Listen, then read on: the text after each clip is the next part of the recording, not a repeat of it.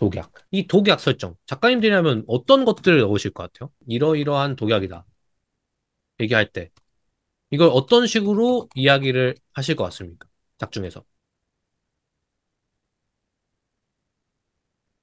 자, 지금 다 먹으면 관련밖에 없죠? 자, 그러면 이건 어때요? 독약이 어떤 식으로 제조되는지 같은 거를 누가 짤 수도 있겠죠, 그죠? 마약 성분으로. 그죠? 예를 들면.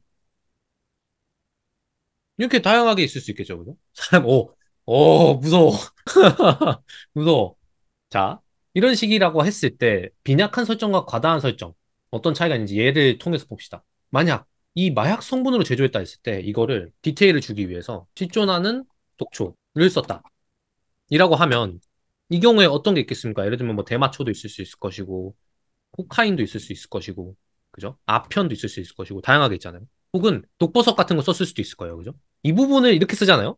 예를 들어갖고 아편과 유사한 내지는 아편을 썼다라고 하잖아요. 그러면 댓글에 이런 얘기가 달립니다. 혹은 혹은 독버섯 같은 거 써요. A라는 독버섯 썼다 칩시다. 작중 묘사로.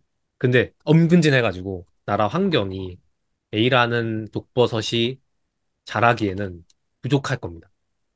그치? 습도 이런 게 버섯이 안 자란다는 거. 그래서 독버섯보다는 이러이러한 독초를 써서 만들었다고 하시는 게 좋을 것 같습니다. 이딴 소리가 나와. 그러면 이걸 안 썼다고 칩시다. 이 얘기를. 이 얘기 안 썼어. 그러면 같은 마약 성분으로 했다고 하면 그러면 사람들이 어떻게 얘기하겠습니까? 코카인 같은 건가? 아예 판타지 세계인데 그 세계에도 마약 있겠지. 이런 식으로 하고 넘어갈 수가 있다는 거예요. 근데 이거를 아까 말씀드렸던 것처럼 내가 괜히 디테일하게 잡으면 괜히 말이 나와. 그래서 저 같은 경우에는 이거를 이제 저 설정 덕후다 보니까 어떻게 썼냐면 신화에서 나오는 독약 이름 같은 거 있잖아요. 그런 걸 쓴 다음에 그 지역명을 붙였어요. 그래서 약간 판타지 느낌이 사는데 뭔가 실제로 있는 것 같은 느낌을 주었고 이름을 새로 만들었어. 이런 식으로 썼습니다, 저는. 그러니까 핍진성, 그죠? 우리가 핍진성이 중요하다.